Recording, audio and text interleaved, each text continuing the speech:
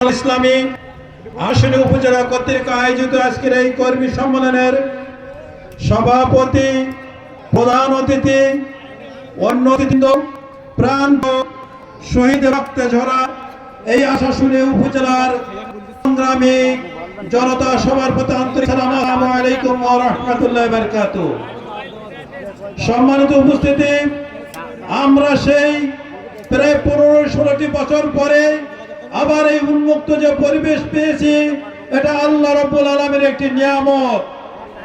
এই ফ্যাসিবাদী সরকার এই দেশের শাসন ক্ষমতা অবৈধভাবে দখল করার পরে এদেশকে ইসলামকে নির্মূল করার জন্য ইসলামী রাজনীতির উপরে, ইসলামী দলগুলোর উপর নির্যাতন নিষ্পেষণ চালিয়েছে।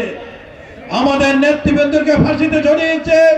এদেশের কোরআনের পাখি, এদেশের হৃদয়ের স্পন্দন আল্লামা দেলোয়ার হোসেন সাঈদী সাহেবকে 13.5 বছর জেলখানা রেখে এই ফ্যাসিবাদী আওয়ামী সরকার তাকে পরিকল্পিতভাবে হত্যা করেছে। এই ফ্যাসিবাদী সরকার, হাসিনা সরকার, এদেশের ছাত্র জনতা থেকে শুরু করে আর্মি প্রশাসনের বিভিন্ন পর্যায়ে জনগণকে তারা বিরাস ফায়ার পরিকল্পিতভাবে পাখির মতন গুলি করে করে হত্যা করেছে। এই ফ্যাসিবাদী সরকারের এদেশে রাজনীতি করার কোনো অধিকার নাই। অতএব আমাদেরকে সিদ্ধান্ত নিতে হবে, এই শহীদ ময়দান আমরা কি আর কোন ফ্যাসিবাদী তৈরি হতে দিতে চাই কিনা।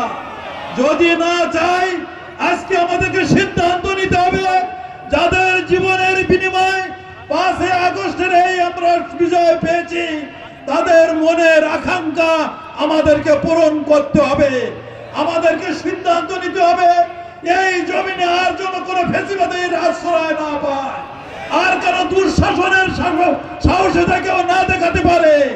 অতএব যারা এই পর্যন্ত আমাদের উপর জুলুম নির্যাতন করেছে, শেখ হাসিনার হাতে হাত মিলে এই জাতির উপর যারা জুলুম নির্যাতন করেছে, তাদেরকে সতর্ক করে দিতে চাই, যারা ভুল বোঝে তওবা করে ফিরে আসবেন।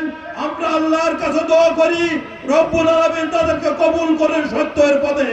কিন্তু এখনো যদি কেউ ফ্যাসিবাদের সাথে হাত মিলিয়ে আবার কোন নতুন ষড়যন্ত্র করতে চায়, তাদেরকে কোনো ছাড় দেওয়া যাবে না। এরা জাতির শত্রু, দেশের শত্রু, এদেশের ইসলামের শত্রু। অতএব এই শত্রুদেরকে আর এদেশে কোনো স্থান দেওয়া যাবে না। আর এই অবৈধ সরকারের আইন